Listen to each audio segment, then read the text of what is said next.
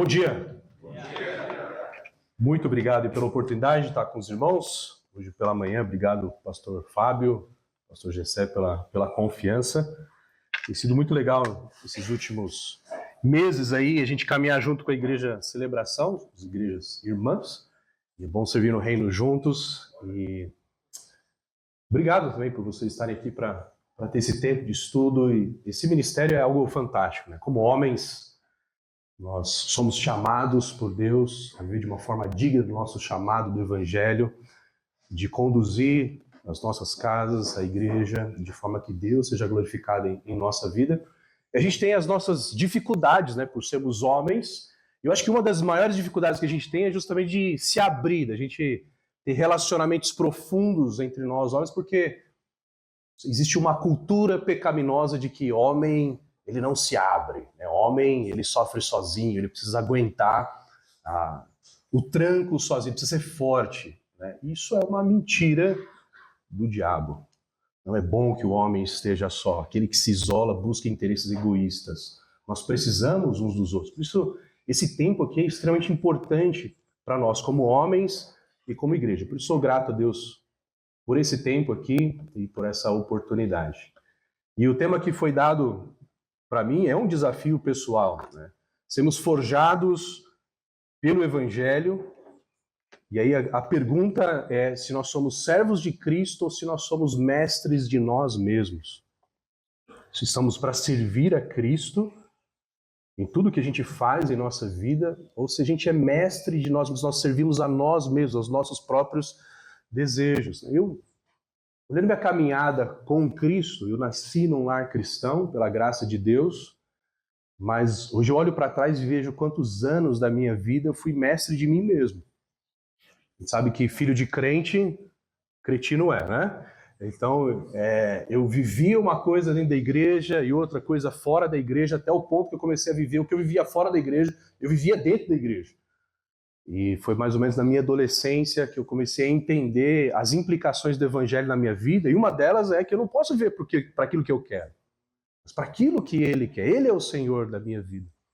E foi interessante que uma das coisas que Deus usou para eu entender essa implicação do evangelho foi justamente começar a servir, e servir na igreja.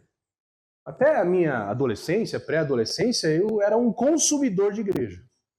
Eu ia na igreja, tinha as programações todas prontas, eu participava, eu avaliava se eu estava gostando ou não, eu criticava, e aí eu participava só daquilo que eu queria. Mas a partir do momento, né, que o pastor Bima, né, era o pastor de adolescentes, ele começou a me colocar algumas responsabilidades, algumas tarefas ministeriais. Foi muito interessante como começou a mudar a minha visão de igreja, de evangelho e de serviço. Então, vamos conversar um pouquinho sobre isso, né? Eu estava pensando sobre como é um grupo de homens, pensando nas mulheres. Como que as mulheres nos enxergam, homens, nesse tema de serviço? Pensando dentro de casa, na igreja, num aspecto geral. E é interessante que uma das coisas que as mulheres, as nossas esposas, as nossas mães, as nossas irmãs em Cristo, elas falam sobre uma dificuldade que nós temos como homens, é a nossa falta de comunicação. Nós homens não gostamos, estou generalizando, obviamente, né? Mas de forma geral, o homem não gosta de conversa difícil, a DR. Né? A gente não quer aquelas conversas profundas, onde a gente vai ter que revelar corações, pecados, pedir perdão e perdoar. Eu não sei como que você era com a sua mãe, ou como você é com a sua esposa, e, enfim. Mas eu lembro quando eu voltava para casa da escola, minha mãe perguntava, e aí, filho, como é que foi na escola? Foi bom. Pronto, ela já sabia exatamente tudo o que tinha acontecido. Não, a gente não tem a gente tem essa dificuldade de abrir, de desenvolver um pouco mais. E é interessante, porque a nossa comunicação pode ser uma forma de servir as nossas esposas, as nossas mães, as nossas filhas, para saber o que está acontecendo. Isso traz segurança, traz elas para participarem da nossa vida. Outra coisa que geralmente as mulheres reclamam de nós, homens, que não servimos, é deixar as tarefas de casa. Sabe aquela coisa que ela fica pedindo para arrumar aquela torneira pingando? E ela fica lembrando a gente a cada 6 meses, né? Não precisa ficar repetindo a cada 6 meses. Eu sei que eu tenho que arrumar. Né? E a gente está passando exatamente por isso em casa. Né? Nós mudamos para essa casa que a gente está agora em 2019. Uma casa nova, nós construímos a casa, e aí deu problema, 2 torneiras, 2 lavabos ali, e a minha esposa sempre fala, não, a gente tem que arrumar, mas nunca tem dinheiro, nunca tem tempo. E aí fomos desafiados recentemente no retiro de casais, e aí o pastor usou essa ilustração, e eu me comprometi com a minha esposa de, não, vou arrumar, né? Mas às vezes é isso, alguma coisa que incomoda a nossa esposa, a nossa família, e a gente deixa para lá. Outra forma da gente não servir dentro de casa, a nossa imaturidade emocional, às vezes. A gente não saber lidar com as nossas frustrações. Como é que nós homens lidamos com as nossas frustrações, geralmente? Ou a gente explode, e aí a gente briga, às vezes fala alto, às vezes ofende, às vezes bate portas, ou a gente implode. O que a gente faz? Nada, não fala nada, e vira um gelo por um bom tempo. Isso não é uma forma de servir a nossa família. Ou a falta de demonstração de afeto, de valor. Nós homens temos dificuldade de ser românticos. Aquilo que a mulher valoriza, aquilo que mostrar carinho para os nossos filhos, para a nossa filha, a gente não faz, a gente não demonstra o valor que elas têm, agradecer por algo que ela fez. Filho, obrigado por o que você fez. Mãe, obrigado por esse almoço. Às vezes um foco excessivo no trabalho e no entretenimento. A gente está focado no trabalho, a gente passa horas no trabalho, às vezes horas extras, às vezes a gente volta para casa, continua trabalhando e não dá atenção para a família, ou às vezes no entretenimento, aquilo que a gente gosta de assistir, ou ficar no celular, ou jogos, videogame e outras coisas assim, e acaba desprezando o relacionamento e não serve a nossa família dando atenção a eles. Infidelidade, falta de transparência financeira. A esposa não sabe nem quanto o marido ganha, não sabe quanto tem na conta. Às vezes o marido faz compras, gasta bastante sem consultar, sem conversar, sem combinar. A própria pornografia e outras formas de adultério. Ou uma falta de compromisso de crescimento em conjunto. Vamos ser intencional. Vamos crescer junto como família, como marido e esposa, como pai e filhos. Enfim, essas são algumas coisas que a gente ouve das esposas sobre a nossa dificuldade de homens de servirmos dentro de casa. E podemos pensar na igreja, né? Da nossa parte, como homens, uma passividade. A gente não toma iniciativas de ajudar em ministérios, de assumir lideranças em ministérios.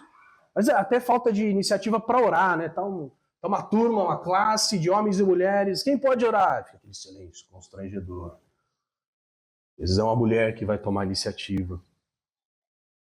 Às vezes nós, homens, não somos aqueles líderes que puxam a família para a igreja. Às vezes nós somos o obstáculo. Amanhã não vamos não. Teve o churrasco do homem, né? Joguei futebol, tô cansado, vamos descansar. Às vezes a gente não se envolve na igreja, e quando a gente não se envolve na igreja, a gente se envolve no ministério, o ministério da crítica, não é? Quando a gente não está envolvido nos ministérios da igreja, a gente começa a avaliar os ministérios da igreja, começa a criticar e começa a se desanimar. E às vezes tem uma vida dupla. A gente é uma coisa na igreja e outra coisa dentro de casa. A gente conhece aquela história, né, do filhinho que chamou a mãe. Mãe, por que a gente não mora na igreja? E a mãe olhou, mas por que você quer morar na igreja? Ah, porque aqui o papai é tão mais legal, né? Enfim, e nós somos homens do evangelho. Somos homens que dizemos que cremos naquilo que Cristo Jesus fez pelos nossos pecados. Ele é o Senhor da nossa vida. Então, nesse sentido, nós precisamos ser forjados, precisamos ser moldados, precisamos ser transformados pelo Evangelho. E uma das manifestações de transformação do Evangelho na nossa vida é o serviço em todo momento, em casa, no trabalho, na escola e na igreja. A todo momento, servindo a Deus. Às vezes a gente acha que a gente compreende o Evangelho. O Evangelho é a mensagem que Jesus morreu, ressuscitou pelos nossos pecados. Sim, mas a gente não tem uma visão clara do Evangelho. A gente não tem uma visão clara das implicações do Evangelho na nossa vida.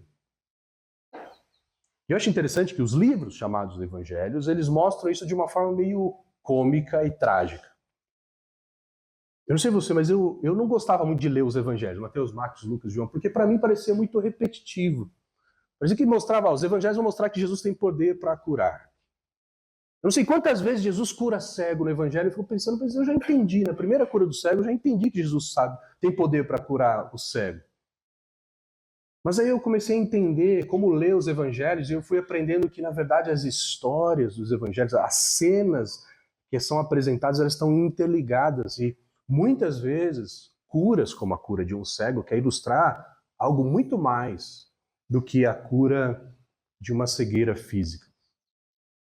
Deixa eu mostrar isso para os irmãos. A gente vai andar pelo Evangelho de Marcos, lá no capítulo 8. Você está com a sua Bíblia aí, abra. Em Marcos, capítulo 8.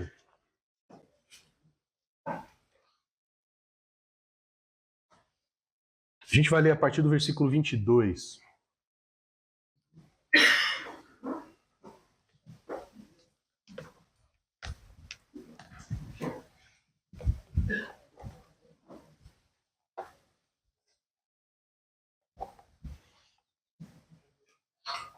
Marcos 8, 22 diz assim: Eles foram de Betsaida e algumas pessoas trouxeram um cego a Jesus, suplicando-lhe que tocasse nele.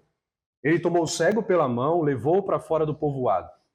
Depois de cuspir nos olhos do homem e pôr-lhes as mãos, Jesus perguntou: Você está vendo alguma coisa? Ele levantou os olhos e disse: Vejo pessoas. Elas parecem árvores andando. Mais uma vez, Jesus colocou a mão sobre os olhos do homem. Então seus olhos foram abertos e sua vista foi restaurada, e ele via tudo claramente. Jesus mandou para casa dizendo: Não entre no povoado. Você percebeu? O que chama a sua atenção nessa cura? É que essa cura não foi imediata. Né? Jesus, ele precisou curar o homem em duas etapas. Né? Ele cospe, ele passa a saliva nos olhos do homem e perguntei agora, você está vendo? E ele diz, eu vejo homens e elas parecem árvores andando. Né? Tem muita gente que tem problema de visão, é isso. Você olha de longe assim, você vê um vulto, mas você não reconhece a pessoa. É o que estava acontecendo com esse homem. Ele começou a ver, ele era cego, não enxergava nada, mas agora ele enxerga, mas enxerga embaçado. E aí Jesus então precisa fazer uma segunda etapa para ele enxergar claramente. O que aconteceu aqui? Será que Jesus estava meio distraído, ele estava meio cansado ali na hora e não deu para curar tudo de uma vez? Será que faltou fé para o cego? O que aconteceu? Jesus está querendo ilustrar algo. Olha que interessante que acontece em seguida, versículo 27. Jesus olhou e seus discípulos dirigiram-se. Jesus e seus discípulos dirigiram-se para os povoados nas proximidades de Cesareia de Filipe. No caminho ele perguntou: Quem o povo diz que eu sou? Eles responderam: Alguns dizem que é João Batista, outros Elias, e ainda outros um dos profetas. E vocês? Perguntou ele: Quem vocês dizem que eu sou? Pedro respondeu: Tu és o Cristo. E Jesus os advertiu que não falasse a ninguém a esse respeito. Até aqui, nos capítulos de 1 a 7, Marcos, ele está mostrando quem é Jesus. E quando chega nesse ponto aqui, que Jesus ele pergunta para os discípulos, o pessoal está falando que eu sou o quê? E a resposta dos discípulos, estão falando que é Elias, que é João Batista, é um profeta.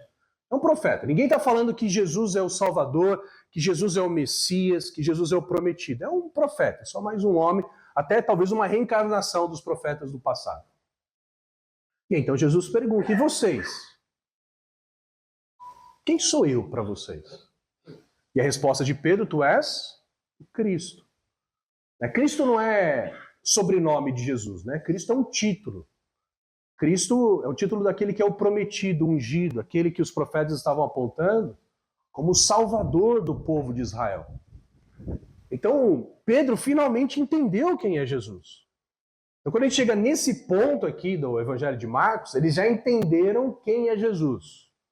A partir de agora, Marcos ele vai começar a mostrar o que Jesus veio fazer. Olha o versículo 31. Então ele começou a ensinar-lhe que era necessário que o Filho do Homem sofresse muitas coisas, fosse rejeitado pelos líderes religiosos, pelos chefes dos sacerdotes e pelos mestres da lei, fosse morto e 3 dias depois ressuscitasse. Percebe que quando Pedro afirma quem Jesus é, o Cristo, agora Jesus ele começa a ensinar o que ele veio fazer. E a gente já sabe. Mas os discípulos ainda não tinham entendido. Ele vai ser entregue na mão dos líderes religiosos, ele vai sofrer na mão dos líderes religiosos e ele vai morrer. Eu estou sofrendo com a Bíblia aqui, peraí. Pronto.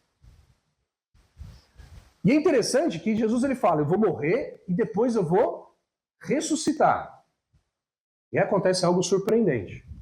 Olha só. No versículo 32, ele falou claramente a esse respeito. Então Pedro, chamando à parte, começou a repreendê-lo. Você consegue imaginar a cena? Jesus fala, então, tá bom, vocês entenderam que eu sou o Cristo. Deixa eu falar então qual é a minha missão. Eu vou ser preso, eu vou ser morto, e 3 dias depois eu vou ressuscitar. Nisso, Pedro pega Jesus pelo braço, traz ele no canto e começa a repreender Jesus. Vira essa boca para lá. Nada de negativo vai acontecer. Está amarrado em nome de Jesus, né? Tira de toda essa visão errada de futuro. Ele começa a repreender. E por quê? Porque você imagina, Pedro está caminhando com Jesus e finalmente quando ele entende que Jesus é o Salvador, Jesus fala que vai morrer. Ele não viu a parte da ressurreição, né? Mas ele focou, como assim? O nosso Salvador, você é o rei de Israel e vai morrer? Não! Você vai trazer libertação, você vai derrotar os romanos, você vai libertar o nosso povo, finalmente seremos um povo livre e seremos um reino vitorioso. É isso que Pedro está pensando. Mas olha a resposta de Jesus. Versículo 33. Jesus, porém, voltou-se, olhou para os seus discípulos e repreendeu Pedro, dizendo, para trás de mim, Satanás. Você não pensa nas coisas de Deus, mas nas dos homens. Jesus ele pega pesado com Pedro, né? Ele fala, para trás de mim, Satanás. Quando a gente lê essa passagem em Mateus, fica até mais um contraste muito maior, porque quando Pedro diz tu és o Cristo, Jesus fala, quem te falou isso foi o Pai, foi Deus. 15 segundos depois, esse é o Pedrão, né? 15 segundos depois, Jesus está chamando ele de Satanás. Né? Por quê? Ele fala, porque você pensa nas coisas dos homens. Percebe que o foco de Pedro aqui, o que ele esperava, era uma libertação para esse mundo. É que Jesus viesse consertar a vida aqui na terra. Ele não está pensando na eternidade, ele não está pensando na libertação dos pecados, não está pensando na libertação eterna, mas aqui e agora. E ele diz, essa mentalidade, esse tipo de ensino vem de quem? De Satanás. É interessante, então, quando a gente ouve evangelhos por aí fora que dizem que Jesus veio para trazer, para tirar todo o sofrimento, toda a derrota para essa vida, olha só, Jesus está falando, essa doutrina vem de quem? De Satanás. Então, o que Jesus quer nos ensinar? Versículo 34, ele diz assim, então ele chamou a multidão, os discípulos, e disse, se alguém quiser acompanhar-me, negue-se a si mesmo, tome sua cruz e siga-me. Jesus fala então para Pedro e para todos que estão ali, que o discipulado, seguir a Cristo Jesus, ele tem implicações. Qual que é a implicação? Negue-se a si mesmo. Queridos, então aqui nós aprendemos que ser forjado pelo Evangelho, ser forjado por aquilo que Cristo Jesus fez na cruz, significa que agora a gente para de viver para nós mesmos. O que vai determinar a nossa vida não são os nossos desejos, não é aquilo que eu quero. Eu nego a mim mesmo, é o que o texto está dizendo, é o que Jesus está falando. Por isso que como homens forjados pelo Evangelho, a gente precisa parar de vivermos para aquilo que nós queremos, fazer aquilo que nós desejamos e começar a perguntar o que Cristo quer. Ele é o Senhor da nossa vida, nós somos servos dele, ele é o Senhor, não eu. Isso nas coisas grandes, pensando na evangelização, no alcançar os povos não alcançados, mas isso também quer dizer no dia a dia da nossa casa, no convívio com a nossa esposa, com os nossos pais, com os nossos irmãos. Então amanhã de manhã, né, você vai acordar e aí você vai pensar, vou na igreja ou não vou? E aí você vai seguir o que você quer ou o que Cristo quer? E aí talvez você fale, vou enrolar um pouco aqui na cama, porque aí minha esposa levanta primeiro, ela já prepara o café, e a hora que eu chegar ali, já está o café arrumado. Esse é o meu desejo. Mas o que Cristo quer? O que Cristo falou para nós, homens? Maridos, amem suas esposas como Cristo amou a igreja e entregou-se por ela. Então o sacrifício, às vezes não é só se jogar na frente da esposa se alguém estiver dando um tiro nela, mas muitas vezes é o quê? Eu vou acordar 15 minutos antes dela, para que a hora que ela levantar, a mesa do café está pronta. Eu vou criar um ambiente bem tranquilo para a nossa família não acordar correndo, sair naquela correria, naquele caos de domingo de manhã para chegar no culto, mas vamos sair com calma, com tempo suficiente, vamos tomar um café tranquilo, vamos orar pelo nosso dia, vamos orar pelo culto, vamos orar pela pregação, vamos orar pela oportunidade de ministrar a palavra de Deus. E a mesma coisa no trabalho, na escola. Não é fazer aquilo que eu quero no trânsito. Nossa, essa é uma área que eu sofro demais. No trânsito eu gostaria que as pessoas dirigissem como eu gostaria. Não é assim? E na igreja. Percebe que ser forjado pelo Evangelho é negar-se os meus desejos. E ele diz, tome a sua cruz. E aí a gente tem uma visão errada desse texto, né? Tome a sua cruz. Ah, pastor, minha cruz é o meu chefe. Minha cruz é minha sogra. Sabe o que é a cruz aqui? Quando você, se você vivesse no Império Romano, né, e Marcos está escrevendo para cristãos romanos, se um romano visse alguém carregando a cruz, ele sabia, ele estava carregando aquilo que iria matá-lo. Ninguém carregava uma cruz e depois voltava para contar a história. Ele ia morrer. Ele estava carregando aquilo que iria matá-lo. O que é a cruz aqui? É o próprio Evangelho. É o próprio Cristo. Quando você segue a Cristo, você morreu para si mesmo. Você não vive mais para si mesmo. Você vive para aquele que morreu e ressuscitou por você. Então a cruz é o próprio Evangelho. O Evangelho nos mata. Porque eu não faço mais aquilo que eu quero. Eu faço o que Ele quer. Em todos os aspectos da minha vida. Então, seguir a Jesus, ser forjado pelo Evangelho, é negar-se a si mesmo. É tomar o Evangelho, a missão de Cristo, ver de forma digna desse chamado. Não é mais o que eu quero. Não sou eu mais quem vive, mas Cristo vive em mim. Aquele que morreu para que aqueles pelo qual Ele morreu não vivam mais para si mesmos. Mas vivam para Ele que morreu. A palavra de Deus constantemente está dizendo isso. O que nós aprendemos em Cristo. Nós despimos do velho homem que se corrompe por desejos enganosos. Renovar a nossa mente. E se revestir do novo homem criado para viver em semelhança a Deus. Em justiça, em santidade provenientes da verdade. Então ser forjado do Evangelho é essa mudança de vida. Não faço mais o que eu quero. Eu faço o que Ele quer. Aí você fala assim, puxa, Ricardo, mas vale a pena então seguir Jesus, né? Eu vou perder a minha vida? Jesus, ele responde essa pergunta, versículo 35. Pois quem quiser salvar a sua vida, a perderá, mas quem perder a vida por minha causa e pelo Evangelho, a salvará. Quando eu tento proteger os meus desejos, eu quero fazer aquilo que eu quero, na verdade eu acabo destruindo a minha vida. Gente, olha o mundo. O mundo não vive para Deus, o mundo não vive para Cristo, vive para si mesmo. Olha, eles estão cada vez mais felizes, alegres e vivos? Ou a sociedade está se tornando cada vez mais caótica, se autodestruindo?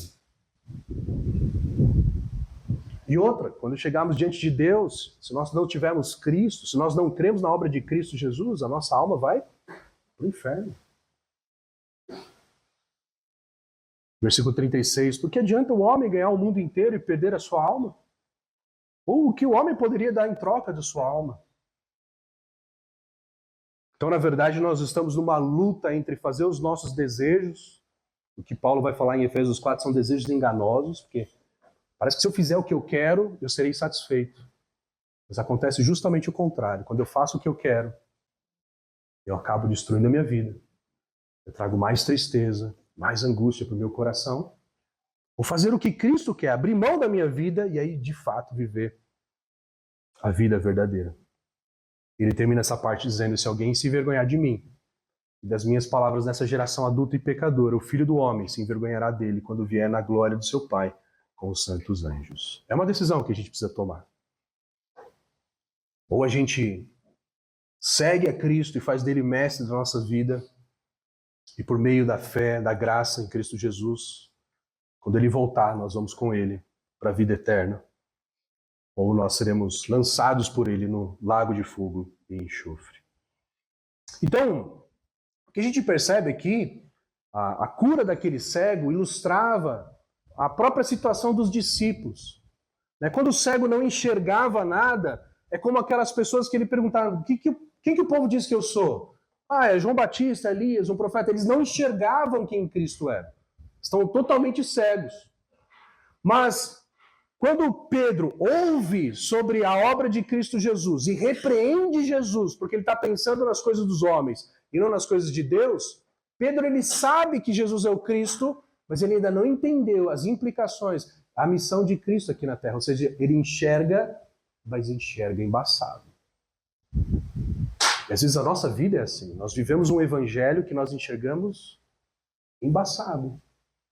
A gente sabe que Jesus é o nosso Salvador, mas a gente não entende, a gente não enxerga quais são as implicações para a nossa vida. Mas eles precisam entender melhor. Deixa eu mostrar um outro texto aqui, mais para frente, Marcos 9. Marcos 9, versículo 30.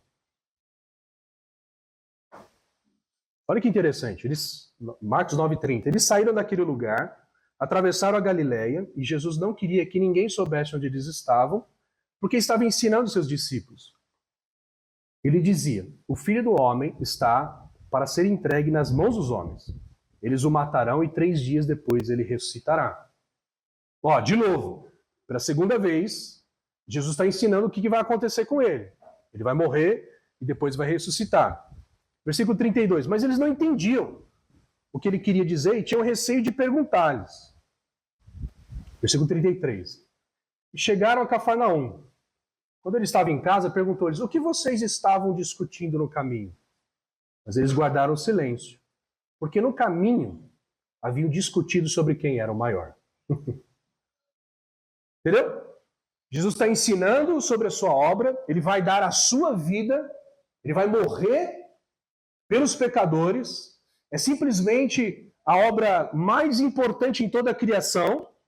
Jesus está ensinando isso, e o que os discípulos estão discutindo? Quem é o cara? É isso. E é interessante porque muitas vezes nós somos assim. Nós somos homens que creem no Evangelho, nós temos a Cristo Jesus, o nosso Salvador, o Rei, aquele que é sobre todo nome. Ele nos deu uma missão importante de sermos seus embaixadores, de representarmos o reino de Deus aqui na terra, naquilo que nós falamos, como agimos, para as pessoas à nossa volta. E às vezes nós estamos discutindo sobre quem é o maior. Talvez a gente não fala isso. Você não chega numa conversa de amigos e talvez você vai dizer, cara, eu sou mais importante do que você. Mas você faz isso por atitudes. Quando você deixa de servir, quando você desenvolve um espírito crítico, quando você rejeita pessoas, quando você rejeita ambientes porque você se sente superior àquilo. De certa forma, você está se colocando... Isso acontece dentro de casa, com a sua esposa, com os seus pais. Quando existe aquele conflito de quem está certo, de quem trabalhou mais, de quem está mais cansado, de quem é mais merecedor, de quem tem mais razão, a gente está, de certa forma, dizendo, eu sou maior do que você. Isso não tem nada a ver com o Evangelho. Quando Paulo ele diz lá em Efésios 4, vivam de maneira digna do Evangelho, do chamado do Evangelho, a primeira coisa que ele diz, como fazer isso? Sejam humildes.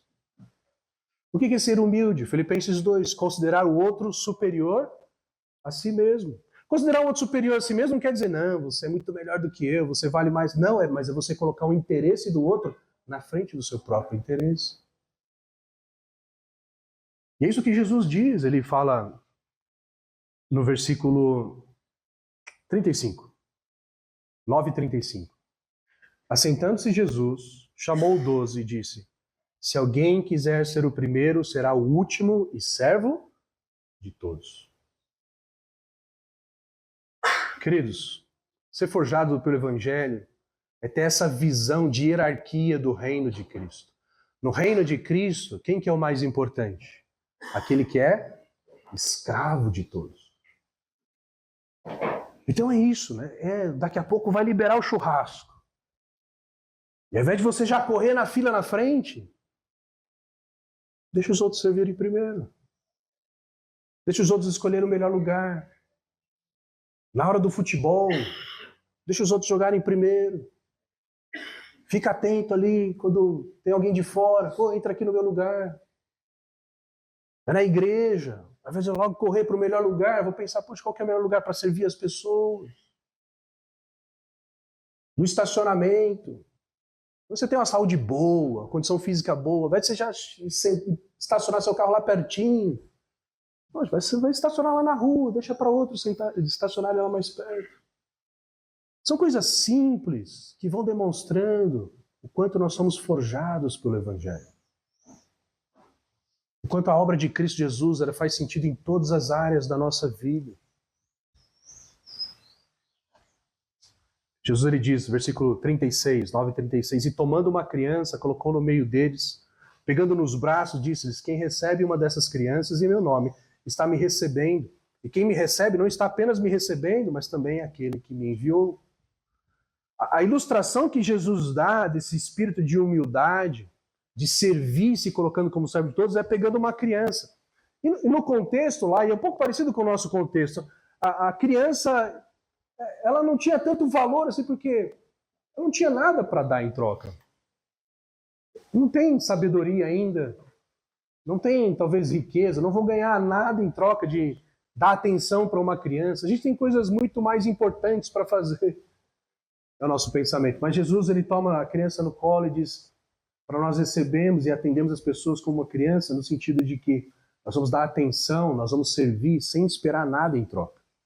Nós servimos crianças que não podem dar nada em troca. Nós devemos servir aos outros sem esperar nada em troca. Por isso como isso pode acontecer no contexto, seja de casa. Talvez nós homens, pais, a gente até gosta de brincar com os nossos filhos, mas a gente não dá tanta atenção, porque ele vai falar sobre Minecraft, ele vai falar sobre Sonic, ele vai falar sobre coisas que para mim não tem. Mas você vai fazer isso no espírito de servo. Eu vou servir o meu filho agora, eu vou ouvi-lo, porque para ele é importante. Talvez a minha esposa ela tem tanta coisa para falar, ela não tem nem ideia do que eu passo no meu trabalho, as coisas importantes. Às vezes decisões que eu tomo tem um valor de bilhões de reais e ela quer me falar sobre a conversa que ela teve com a vizinha. Mas eu vou fazer isso com o espírito de servo, eu vou ouvi-la, eu vou dar atenção, eu vou valorizar o que ela está falando. É na igreja, termina o culto, aquele momento gostoso de conversa, e tem os nossos amigos, que a gente tem aquela conversa em comum, a gente gosta das mesmas coisas, mas eu olho lá no canto e tem uma pessoa, um casal, um jovem, um homem sozinho. Ele parece meio estranho, ele não é igual a gente.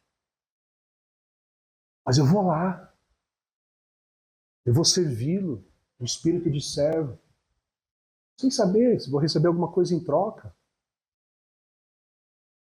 Esses são homens forjados pelo Evangelho. Para terminar, capítulo 10. Fala para Marcos 10, versículo 32. Marcos 10, 32 diz assim: eles estavam subindo para Jerusalém e Jesus ia à frente. Os discípulos estavam admirados, enquanto os que seguiam estavam com medo. Novamente ele chamou à parte os 12 e lhes disse o que haveria de acontecer. Estamos subindo para Jerusalém, e o Filho do Homem será entregue aos chefes dos sacerdotes, aos mestres da lei. Eles o condenarão à morte, o entregarão aos gentios, que zombarão dele, cuspirão nele, o açoitarão e o matarão. 3 dias depois ele ressuscitará. Jesus agora ele está indo para Jerusalém. E agora é a hora que vai acontecer tudo isso que ele está ensinando. E pela terceira vez, ele deixa bem claro para os discípulos o que vai acontecer. Eu vou ser entregue na mão dos líderes, eu vou morrer, e ao terceiro dia eu vou ressuscitar. Reação dos discípulos. Versículo 10, 35. Nisso, Tiago e João filhos de Zebedeu, aproximaram-se dele e disseram: Mestre, queremos que nos faças o que vamos te pedir. Você entendeu a gravidade do que está acontecendo aqui, gente? Eles estão indo para Jerusalém, o momento está tenso, está todo mundo tenso. E Jesus explica então que ele vai executar a sua obra. Todas as coisas foram criadas para esse momento. E aí então Tiago e João chegam para Jesus. No ato bem humilde diz: nós queremos que você faça aquilo que nós vamos te pedir. Não está escrito aqui, mas eu imagino que Jesus suspirou e... Tá, o que vocês querem que eu lhes faça? Eles responderam: permite que, na tua glória, nos assentemos um à tua direita e outro à tua esquerda. Olha que pedido humilde. Eles estão indo para Jerusalém, ainda na mente deles. O Messias, ele vai estabelecer o seu reino agora em Jerusalém. Ele vai assumir o trono, vai derrotar Roma, e aí nós teremos um reino. Então, Jesus, tem como a gente só sermos colocados nas posições mais altas depois do Senhor? Só quer esse status. É isso que eles pedem? De novo, Jesus está falando da sua obra que vai ter implicações eternas e os discípulos estão preocupados com status, estão preocupados em serem servidos e não servirem. A resposta de Jesus. Versículo 38. Disse-lhes Jesus: vocês não sabem o que vocês estão pedindo. Podem vocês beber o cálice que eu estou bebendo? Ou ser batizados com o batismo que eu estou sendo batizado? O que Jesus está perguntando? Né? O que é o cálice? O que é o batismo que ele está se referindo? A sua morte. Mas eles não entenderam. Porque quando Jesus faz a pergunta, qual é a resposta deles? Podemos? Responderam eles. Então tá bom. Jesus disse: vocês beberão o cálice que eu estou bebendo e serão batizados com o batismo com que eu estou sendo batizado. E de fato, o cálice e o batismo que Jesus está falando é justamente o seu sofrimento pelo Evangelho. E Tiago e João passaram por isso. Tiago foi o primeiro apóstolo a ser morto por causa do Evangelho. E João foi o último. E eles receberam o que eles pediram. Versículo 40. Mas o assentar-se à minha direita e à minha esquerda não cabe a mim conceder. Esses lugares pertencem àqueles a quem foram preparados. Esse lugar de honra, Jesus fala: não sou eu quem vai determinar. Isso já está determinado pelo Pai. Aí 41. Quando os outros 10 ouviram essas coisas, ficaram indignados com Tiago e João. Imagina a situação, meu. Eu fico imaginando como que era o convívio desses homens, né? Eles ficam sabendo do pedido de Tiago e João, talvez pensando: por que eu não pensei nisso antes, né? Ou, nossa, que audácia desses caras, os caras estão se achando. Mas lembra que isso era algo comum entre os discípulos. Até pouco tempo atrás eles estavam discutindo entre eles quem era o maior. Versículo 42. Jesus chamou e disse: vocês sabem que aqueles que são considerados governantes das nações as dominam. As pessoas importantes exercem poder sobre eles. Não será assim entre vocês. Pelo contrário, quem quiser tornar-se importante entre vocês deverá ser servo. E quem quiser ser o primeiro deverá ser escravo de todos. Mais uma vez, Jesus ele corrige os valores dos discípulos. O Evangelho, ele vira a hierarquia de ponta cabeça. Ele fala: nesse mundo hoje, quem tem mais poder, mais autoridade é o mais importante e manda sobre todos. Mas no reino de Cristo, aqueles que são forjados pelo Evangelho, quem que é o mais importante? Aquele que serve a todos. E como Jesus, ele é o maior, ele deu o maior exemplo. Diz versículo 45. Pois nem mesmo o Filho do Homem veio para ser servido, mas para servir e dar a sua vida em resgate por muitos. Nem mesmo o Filho do Homem, nem mesmo aquele que é o cumprimento da profecia, aquele que vai receber toda a autoridade do Pai, nem mesmo ele veio para ser servido, mas ele veio para servir. E como que ele serviu? Ele deu a sua vida.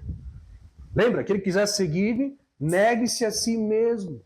Dar a sua vida. E é o que Jesus, ele mesmo está fazendo. Ele não pede nada de nós do que ele já não tenha feito por nós num nível que nós nunca faremos.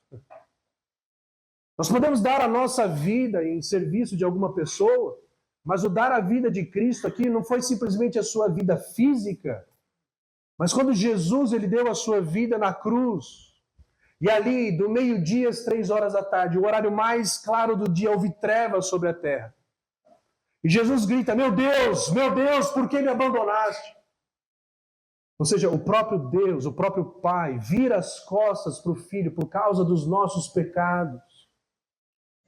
Ele não sofreu só a morte física, mas ele sofreu a morte espiritual, porque os nossos pecados nos fazem separação de Deus. Ele foi separado do Pai por causa dos nossos pecados. Esse nível, aqueles que estão em Cristo nunca chegarão. Nós nunca seremos separados do Pai, porque nós cremos que Ele já foi separado no nosso lugar. E por que Ele fez isso? Para resgate de muitos. Percebe que o sacrifício, o servir, não é para você alimentar desejos egoístas dos outros. Não é simplesmente eu fazer o que o outro quer e vou deixar o egoísmo dele acima do meu. Não. O alvo do serviço é o resgate da vida. Eu tenho que servir de tal forma que eu conduzo as pessoas para mais perto de Deus. Esse é o meu objetivo de servir. É esse o meu objetivo de servir em casa. É esse o meu objetivo de servir no trabalho, na escola, no trânsito, na igreja. Homens forjados pelo Evangelho servem para resgate de muitos. É isso que Jesus está chamando os discípulos para fazer. Enxergar corretamente o Evangelho é servir sacrificialmente a Cristo Jesus para resgate de muitos. Então talvez a gente pode pegar aquela lista que nós vimos no começo e olharmos a nossa falta de comunicação, e agora então eu vou começar a falar, eu vou lutar contra a minha natureza pecaminosa, de ficar calado, de chegar em casa, eu estou cansado, eu não quero rever o meu dia todo, eu quero sentar no sofá e me perder nos reels, né, de piadas, que eu vou ficar rindo, mas eu vou fechar o meu celular, eu vou chamar a minha esposa, eu vou chamar os meus filhos, e para servi-los, eu vou contar sobre o meu dia, e eu vou mostrar as implicações do Evangelho, a ação de Deus na nossa vida, para que a minha família seja resgatada em Cristo Jesus. Eu vou, cada vez que a minha esposa, alguém em casa, falar de uma torneira pingando, de uma janela que precisa ser arrumada, de uma grama que precisa ser cortada, eu vou abrir mão do que eu estou fazendo, e vou olhar para eles e eu vou falar, por amor a vocês, eu vou fazer isso agora. Eu vou lidar com as minhas frustrações, não sendo guiado pelos meus desejos, mas à luz do Evangelho, usar essa oportunidade para crescimento da família. Poxa, o que você falou para mim é tão difícil assim, eu estou com raiva, mas eu sei que eu estou com raiva porque eu sou egoísta, me perdoe.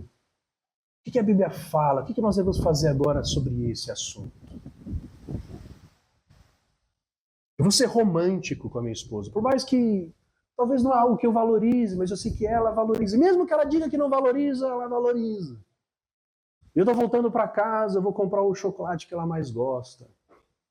Eu vou comprar uma flor. Eu vou comprar um presente para os meus filhos. Eu vou demonstrar meu carinho. Eu amo vocês. Vocês são um presente de Deus na minha vida.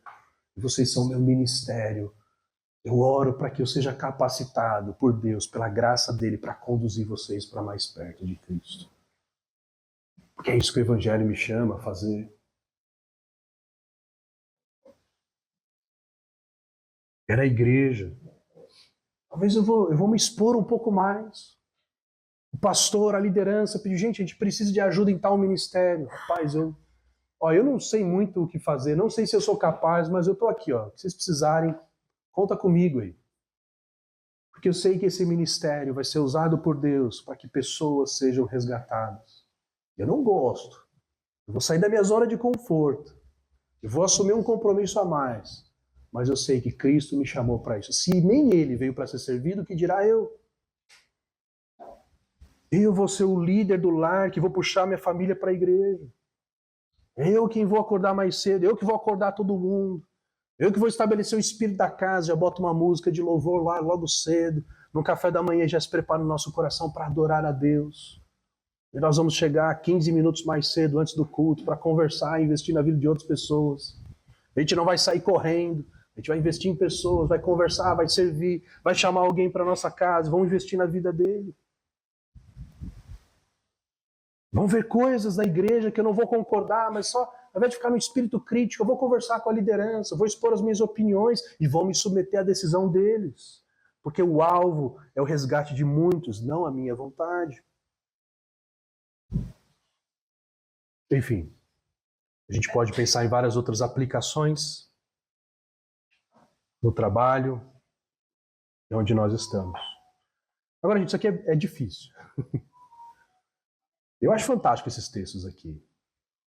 Mas eu vou vendo na minha própria vida como eu caio em ser mestre de mim mesmo. Quantas vezes eu enxergo o evangelho embaçado e não da forma correta. Por isso nós precisamos da ajuda de Cristo. Olha como é que termina esse texto. Capítulo 10, versículo 46. Então chegaram a Jericó. Quando Jesus e seus discípulos, juntamente com a multidão, estavam saindo da cidade, o filho de Timeu, Bartimeu, que era cego, estava sentado à beira do caminho pedindo esmolas. Quando ouviu que era Jesus de Nazaré, começou a gritar: Jesus, filho de Davi, tem misericórdia de mim.